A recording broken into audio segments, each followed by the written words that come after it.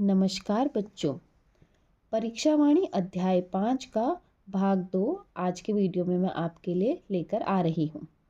अध्याय 5 का जो भाग 1 है उसमें हमने उत्तराखंड के जितने भी बड़ी बड़ी नदी तंत्र हैं उनके बारे में डिटेल में नक्शे की हेल्प से आपको समझाने का पूरा प्रयास किया। आज भाग 2 में हम उत्तराखंड में कुमाऊं मंडल, गढ़वाल मंडल में जितनी भी झीलें या ताल हैं जो परीक्षा में पूछी गई हैं या जो हैं जो आने वाली परीक्षा में पूछी जा सकती हैं उनके बारे में आपको बताऊंगी। और आपको स्क्रीन पे दिख रहा होगा मैं प्रॉपर वे में एक तरीके से आपके लिए क्या है नोट्स भी लेकर आई हूँ ताकि आपको एक साथ ही क्या हो सभी ताल या झीलें मिल जाएं। जो बच्चे क्या है पहले से पेपर देते हुए आ रहे हैं उनको पता होगा कि ये टॉपिक आपको स्क्रीन पे दिख रहा है ये परीक्षा की दृष्टि से कितना इम्पोर्टेंट टॉपिक है, क्योंकि वो कैसे कैसे ताल परीक्षा में पूछ ले रहा है जो हमने कभी सुने भी नहीं होंगे। ठीक है, इम्पोर्टेंट ताल तो हर कोई पढ़ के जाता है, इसीलिए आपको एक छोटा छोटा ताल जो भी है वो भी क्या है अपने दिमाग में बिठाना है। मेरा जो उद्देश्य था कि मैं आपके सामने क्या करूं एक प्रॉपर चार्ट बना के लेके आऊँ ताकि क्या हो आपको नोट्स एक जगह पे मिले और मैं इनको थोड़ा तरीके से भी आपको समझा सकूं। सर्वप्रथम हम बात करेंगे कुमाऊं क्षेत्र की झीलें और ताल। कुमाऊं क्षेत्र में जो ताल या झीलें हैं उनके बारे में बताती हूँ। इसके बाद हम गढ़वाल क्षेत्र की झीलें या तालों के बारे में जानेंगे। तो इससे आपको एक चीज़ तो क्लियर हो जाएगी, जैसे आपको पूछ लिया द्रोण ताल कहाँ है, सात ताल कहाँ है, ऑप्शन आएगा तो ऑप्शन में जो जनपद होंगे आप आइडिया तो लगा सकोगे कि यार उस चार्ट में मैंने देखा था कुमाऊं क्षेत्र के कुछ नीचे पर लिखा था सात ताल, तो आपको आंसर नहीं भी पता होगा तो आप कुछ ऑप्शंस को तो वहाँ पे क्या कर सकते हो क्रॉस कर सकते हो कि जो गढ़वाल मंडल के हैं जिले वो तो इसका आंसर नहीं हो सकता क्योंकि मैंने चार्ट में देखा था कुमाऊं क्षेत्र में ही लिखा था सात ताल। तो यही तरीका है क्या आपको क्या हो सके नक्शा क्या हो ये चार्ट क्या हो आपके दिमाग में सेट हो सके। तो देखेंगे सबसे पहले कुमाऊं का जो ताल है वो है नैनीताल। इसे त्रिऋषि सरोवर भी कहते हैं या ऋषि सरोवर भी कहते हैं। कहाँ स्थित है? नैनीताल जिले में स्थित है। लंबाई चौड़ाई की बात करेंगे तो 1430 मीटर लंबा है, 465 मीटर चौड़ा है। लंबाई चौड़ाई वैसे परीक्षा में इतना पूछा नहीं जाता है, जो परीक्षा में प्रश्न बनते हैं वो सिर्फ यही बनते हैं कि किस जिले में स्थित है। अगला ताल भीमताल। अब भीमताल क्या है इम्पोर्टेंट है क्योंकि कुमाऊं क्षेत्र का सबसे बड़ा ताल पूछेगा तो भीमताल है और कहाँ है नैनीताल जिले में स्थित है। और एक और बात त्रिभुजाकार भी है। क्या है कभी कभी परीक्षा में आकृति दे दी जाती है कि निम्न में से त्रिभुजाकार ताल कौन सा है, तो आपको जो स्पेसिफिक ताल हैं जिनका आकार थोड़ा अजीब सा है वो आपको स्पेशल मेंशन करके बताया हुआ है। तो ये तो भीमताल की बात हो गई, ये क्या हो गया त्रिभुजाकार है और कुमाऊं क्षेत्र का सबसे बड़ा ताल है। अगला भी इम्पोर्टेंट है नौकुचिया ताल, ये भी नैनीताल में है। 9 कोनों वाला ताल कौन सा है पूछा जाएगा तो नौकुचिया ताल, वो तो नाम से ही पता चल रहा है। बाकी कुमाऊं क्षेत्र का सबसे गहरा ताल कौन सा है पूछा जाएगा तो यह है नौकुचिया ताल। अब गहराई देखोगे तो गहराई है 40 मीटर गहरा है नौकुचिया ताल। इसके बाद खुरपा ताल आता है, नैनीताल में है। जानवरों के खुर समान आकार है, इसका रंग गहरा हरा है और चारों तरफ सीढ़ीनुमा खेत है। तो किस ताल के चारों तरफ सीढ़ीनुमा खेत है प्रश्न आता है तो उत्तर होगा खुरपा ताल। जानवरों के खुर समान आकार है इसका और रंग क्या है हल्का गहरा है। किस जिले में आता है नैनीताल। बाकी नैनीताल जिले में जो आने वाले ताल हैं वो हैं सूखा ताल, मलवा ताल, सड़िया ताल, हरीश ताल आदि। ये सब क्या है नैनीताल जनपद में आने वाले ताल हैं। इनके अतिरिक्त ये सात ताल भी क्या है नैनीताल जिले में आता है। ये क्या है छोटे छोटे कई तालों का समूह है। आकृति इसकी अश्वखुर के समान है। इसी में गरुड़ ताल, राम लक्ष्मण सीता ताल तथा 5 तो कोनों वाला नल दमयंती ताल भी सात ताल में ही आता है, क्योंकि सात ताल क्या है काफ़ी तालों का समूह है। तो ये भी क्या है, इम्पोर्टेंट है। किस जिले में आता है, नैनीताल में आता है। ये आपको स्पेसिफिकली पता होना चाहिए कि जो ताल है वो किस जिले में आता है। उसके बाद अगर उस ताल की कोई विशेषता है, जैसे 9 कोनों वाला, त्रिभुजाकार है, उसका कुछ पुराना नाम है, वो भी आपको क्या होने चाहिए, पता होने चाहिए। फिर है गिरिताल। अब गिरिताल क्या आता है, उधम सिंह नगर जिले में आता है। इसके पास चामुंडा, संतोषी माता, नागनाथ व मनसा देवी के मंदिर हैं। और द्रोणताल, द्रोणताल भी क्या है, उधम सिंह नगर में है। गुरु द्रोण ने अपने शिष्यों को धनुर्विद्या की शिक्षा इस ताल के पास दी थी और यहीं द्रोणताल के पास गुरु द्रोणाचार्य की बहुत बड़ी प्रतिमा भी स्थित है। तो गिरिताल, द्रोणताल भी क्या है, परीक्षा में पूछे जाते हैं। मैंने आपको पहले भी बताया है कि मैं जिसको टिक कर रही हूँ सिर्फ वो ही इम्पोर्टेंट है, परीक्षा में कुछ भी पूछ सकता है, इसलिए आपको सारे ताल बकायदा याद होने चाहिए। आप चाहें तो स्क्रीनशॉट भी ले सकते हैं। फिर उसके बाद आता है हमारा चंपावत में है हमारे 2 ताल। एक तो हो गया झिलमिल ताल, दूसरा हो गया शाम ताल। झिलमिल ताल टनकपुर के पास है, चंपावत में। आकृति गोल, जल का रंग नीला है, ठीक है। और दूसरा है शाम ताल। शाम ताल भी क्या है, चंपावत में है। शाम रंग का जल है इसका और इसके किनारे पर विवेकानंद आश्रम भी है। और ये मैंने आपको चंपावत जिला जब पढ़ाया तब बताया भी था। जो जो जिले मैंने पढ़ाया आपको, जिला सीरीज़ जो हमारे चैनल पे चल रही है, जिस जिले में जो भी महत्वपूर्ण ताल था मैंने वो आपको वहाँ भी पढ़ाया था। लेकिन यहाँ पे क्या, आज के हम टॉपिक में परीक्षा वाणी के हिसाब से पढ़ रहे हैं, तो आपको स्पेसिफिकली ताल वाला टॉपिक कराया जा रहा है। वरना अगर आप जिला सीरीज़ एक बार खोल के देखोगे तो जो भी जिला हमने पढ़ा है उसमें हमने ताल पढ़े हुए हैं। उसके बाद कुमाऊं मंडल में एक और ताल आता है अल्मोड़ा जिले में, वो है तड़ाक ताल, ठीक है। और बागेश्वर में आता है हमारा सुकुंडा ताल। तो ये क्या है, कुमाऊं मंडल के हमारे क्या है, कुमाऊं क्षेत्र के कुछ प्रमुख ताल या झीलें हैं। अधिकतर जो ताल हैं वो क्या है, नैनीताल जिले में है। उसके अतिरिक्त उधम सिंह नगर में हमने गिरी ताल देखा, द्रोण ताल देखा। बाकी चंपावत में झिलमिल ताल, शाम ताल, अल्मोड़ा में तड़ाक ताल, सुकुंडा ताल, ऐसे करके भी आप याद कर सकते हो। अन्य जनपदों में क्या है, कुछ ही ताल हैं, लेकिन नैनीताल में क्या है, बहुत अधिक ताल है। तो अब आता है गढ़वाल क्षेत्र की झीलें व ताल।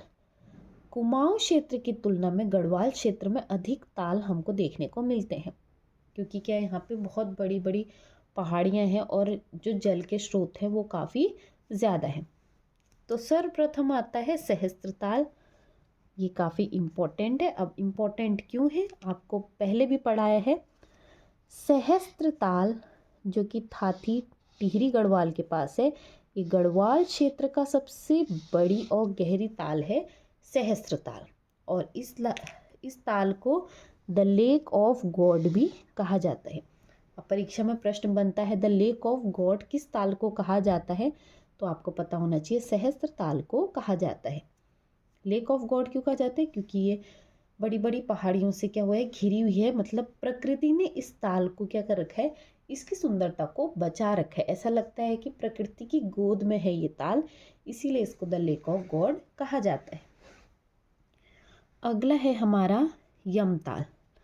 यमताल भी टिहरी गढ़वाल में है और ये हमेशा बर्फ से ढका रहता है, यमताल।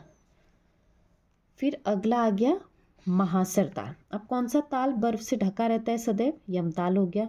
पेपर में प्रश्न कैसे भी बन सकता है, अब आप यहाँ पे देखो। अगला है महासर ताल, टिहरी गढ़वाल में है। अच्छा, इसको भाई बहनों का ताल कहा जाता है, मैंने आपको पढ़ाया था। भाई बहनों का ताल किसे कहा जाता है, महासर ताल को कहा जाता है। जब मैंने टिहरी गढ़वाल पढ़ाया था तो वहाँ पे बताया था। अब भाई बहनों का ताल इसलिए कहा जाता है क्योंकि 2 कटोरे नुमा तालों से निर्मित है महासर ताल। 2 कटोरे के आकार के तालों से बना है महासर ताल, इसीलिए इसको क्या कहा जाता है, भाई बहनों का ताल कहा जाता है।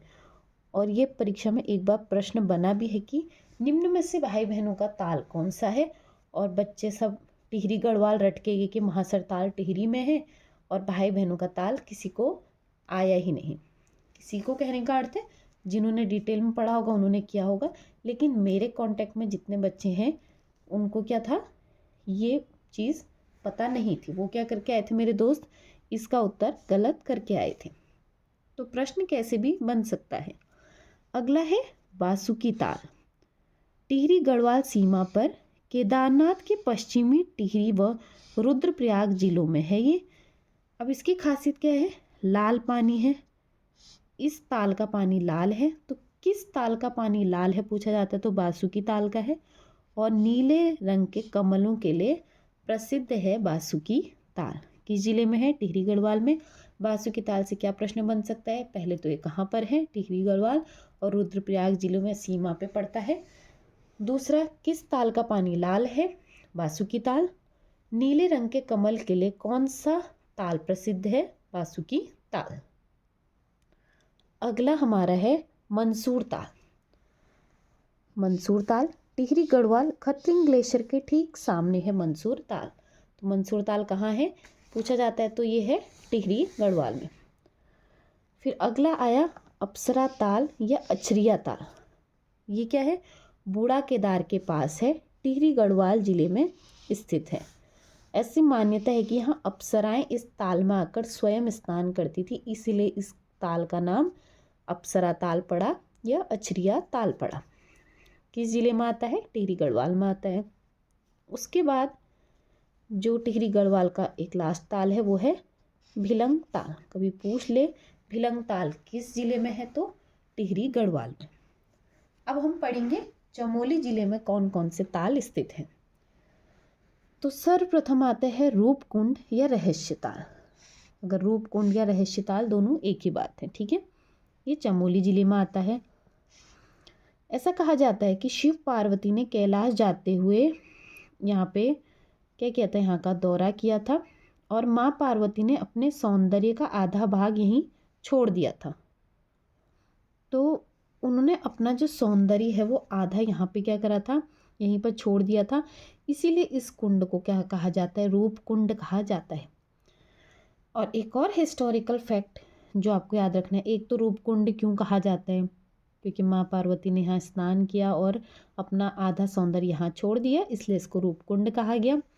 दूसरा, इसको रहस्य ताल क्यों कहा गया, क्योंकि राजा यश धवल और रानी बल्पा तथा सैनिकों के क्या है कंकाल आज भी यहाँ से मिलते हैं, इसलिए इसको क्या कहा जाता है, रहस्य ताल कहा जाता है। ये काफ़ी पहले राज कर चुके हैं लेकिन इनके कंकाल युद्ध में हार गए, मर गए, क्या है स्टोरी पता नहीं, लेकिन क्या है इनके कंकाल आज भी क्या है इस कुंड से, इस ताल से मिलते हैं, इसलिए इसका नाम रहस्य ताल भी पड़ा। अगला चमोली में स्थित है होमकुंड। होमकुंड इसी स्थान से क्या होता है, प्रत्येक 12 वर्ष के पश्चात आयोजित जो नंदा राजजात यात्रा होती है, उत्तराखंड की एक बहुत बड़ी यात्रा, यहाँ पे क्या है 4 सिंगों वाला जो मेढ़ा या खाटू है यहाँ से क्या है इसी स्थान से उसको अकेला छोड़ा जाता है। तो किस ताल या कुंड के पास से जो नंदा राजजात यात्रा का 4 सिंगों वाला मेढ़ा है वो अकेला जाता है आगे, वो है होमकुंड। कहाँ है, चमोली में है। अगला है लोकपाल। लोकपाल कहेंगे या हेमकुंड कहेंगे, अब कंफ्यूज नहीं होना है, वो होमकुंड है ये हेमकुंड है।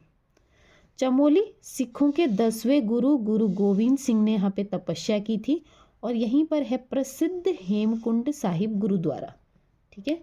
उस ताल से रिलेटेड जो पॉइंट्स हैं वो भी मैं आपको यहीं पर करवा रही हूँ या भी मैंने लिखे हैं ताकि आपको रिलेट करके आप पढ़ सको।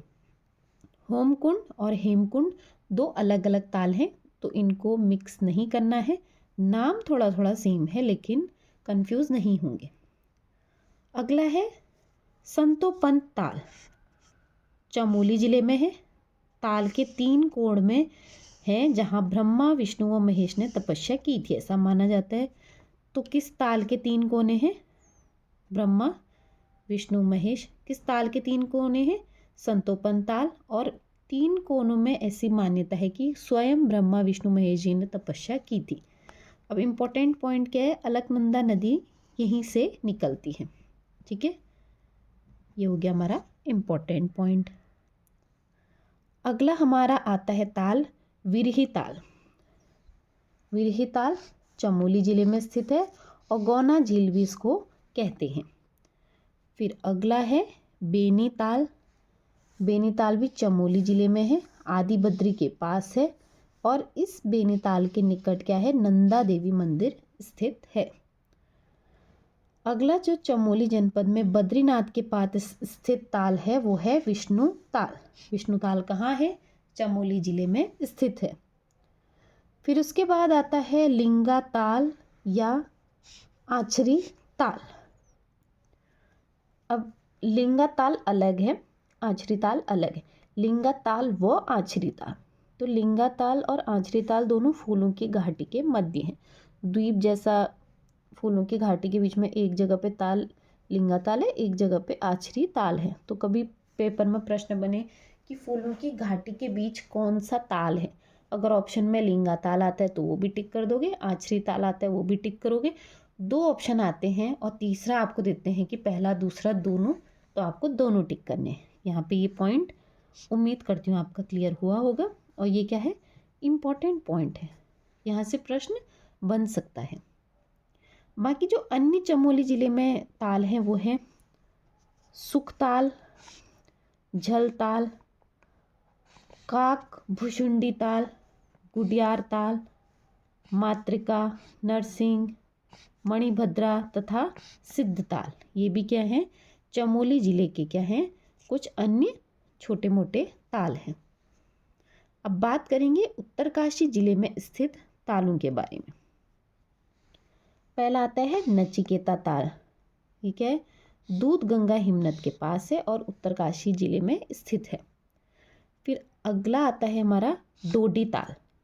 उत्तरकाशी 6 कोनों, षटकोण व सुंदर मछली द्रावड़ हेतु प्रसिद्ध है। डोडी ताल बहुत बार पूछा जा चुका है, इसलिए बताने की ज़रूरत नहीं है कि ये कितना इम्पोर्टेंट है। अगला आता है काणा ताल। ये उत्तरकाशी में है, बिना जल वाला ताल भी कहते हैं। क्या कहते हैं, यहाँ पे जल नहीं है, तो बिना जल वाला ताल कौन सा है, काणा ताल। और काणा ताल किस जिले में है, उत्तरकाशी में है। फिर अगला आता है पांच कंडी ताल। पांच कंडी ताल उत्तरकाशी जिले में। उबलता जल, किस ताल का जो जल है वो उबलता रहता है, पांच कंडी ताल इम्पोर्टेंट है। ये जो ताल आपको दिख रहे हैं, जो मैंने स्टोरीज ब्रैकेट में लिखी हैं या जो पॉइंट लिखे हैं वो इम्पोर्टेंट है, इसीलिए लिख रखे हैं और उनको आपको पढ़ना है।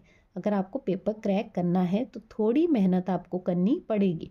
मैं आपके लिए इतने नोट्स प्रिपेयर कर रही हूँ, लेकर आ रही हूँ वीडियो, तो उम्मीद करती हूँ कि आप भी पढ़ाई सीरियसली करेंगे और इनमें से कोई भी पॉइंट्स को आप क्या करें, लाइटली ना लें।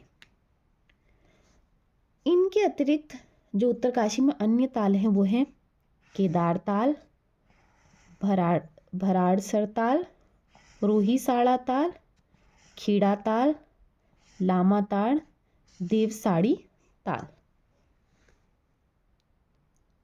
तो ये क्या है, जो अन्य छोटे मोटे ताल हैं उत्तरकाशी जिले में। कभी भूले भटके यहाँ से भी प्रश्न बन गया, देवसाड़ी ताल कहाँ है, केदार ताल कहाँ है, तो ये आपको पता होना चाहिए, इसीलिए एक साथ आपके लिए लिख के यहाँ पे मैंने प्रेजेंट किए हैं। आप चाहें तो वीडियो चलते चलते नोट्स बनाएं या स्क्रीनशॉट ले सकते हैं। इसके बाद हम उत्तरकाशी के तालों के बाद हम बात करेंगे रुद्रप्रयाग स्थित तालों के बारे में। तो सर्वप्रथम देवरिया ताल रुद्रप्रयाग जिले में है।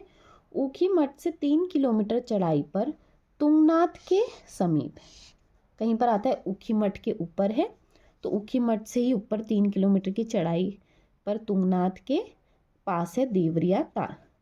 तुंगनाथ के पास कौन सा ताल है, प्रश्न बन गया देवरिया ताल। देवरिया ताल किस जिले में है, प्रश्न बन गया तो रुद्रप्रयाग। प्रश्न कैसे भी बन सकता है। अगला है बधानी ताल। बधानी ताल किस जिले में है, रुद्रप्रयाग में स्थित है। और जो लास्ट ताल हमारा रुद्रप्रयाग में है वो है सर्वदी ताल, या इसको गांधी सरोवर भी कहा जाता है। अब जो ये सरवदी ताल या गांधी सरोवर है, इसको चौराबाड़ी ताल भी कहा जाता है। इम्पोर्टेंट पॉइंट क्या है, ये जो ताल है ये इम्पोर्टेंट इसलिए हो जाता है क्योंकि 1948 में महात्मा गांधी जी की अस्थियां किस ताल में प्रवाहित की गई थी, वो चौराबाड़ी ताल में प्रवाहित की गई थी, जो रुद्रप्रयाग जिले में स्थित है। गांधी सरोवर भी कहा जाता है और सरवदी ताल भी इसको कहा जाता है, इम्पोर्टेंट है। इसके बाद हम बात करेंगे देहरादून जिले में स्थित तालों के बारे में। तो देहरादून में पहला आता है हमारा चंदबाड़ी ताल, चंद्रभागा नदी का उद्गम स्थल है। दूसरा आता है कांसरो ताल, कांसरो ताल रायवाला के पास है, देहरादून जिले में स्थित है। और लास्ट ताल जो हमारे गढ़वाल क्षेत्र का है वो है दिव्य सरोवर ताल, यह हरिद्वार के विलोप पर्वत पर स्थित है। तो इसी के साथ हमने आज के भाग में अध्याय 5 के भाग 2 में कुमाऊं और गढ़वाल मंडल के अधिक से अधिक ताल कवर करने की कोशिश करी। उम्मीद करती हूँ कि आपको मेरा पढ़ाया समझ में आया होगा, नोट्स भी आपको पसंद आए होंगे। अगर आपको नोट्स का PDF चाहिए तो आप कमेंट में बताएं, अन्यथा आपने स्क्रीनशॉट ले ही लिया होगा। बच्चे आजकल बहुत ज़्यादा स्मार्ट वैसे भी हैं ही। तो इसी प्रकार मेरे वीडियो को ज़्यादा से ज़्यादा प्यार दीजिए, ज़्यादा से ज़्यादा शेयर कीजिए, ताकि मैं इसका अन्य जो भाग हैं, अगले भाग है परीक्षावाणी अध्याय 5 के, वो भी आपके लिए क्या करूं, लेकर आ सकूं। तो बस मेरे चैनल से जुड़े रहने के लिए आप सभी का पूरे दिल से बहुत बहुत धन्यवाद। और इस वीडियो को भी प्लीज़ ज़्यादा से ज़्यादा शेयर करके ज़्यादा से ज़्यादा बच्चों को क्या करें, जोड़े, और मुझे भी क्या मिले, एक मोटिवेशन मिले कि हाँ, कि बच्चों को मेरा पढ़ाया समझ में आ रहा है। किसी के काम या किसी का भला मेरे पढ़ाने से भी हो सके तो मैं उससे अपनी खुशकिस्मती समझूंगी। फिर से एक बार जो भी मेरे चैनल से जुड़े हैं या जो भी भविष्य में मेरे चैनल से जुड़ेंगे, उन सभी का पूरे दिल से बहुत बहुत धन्यवाद।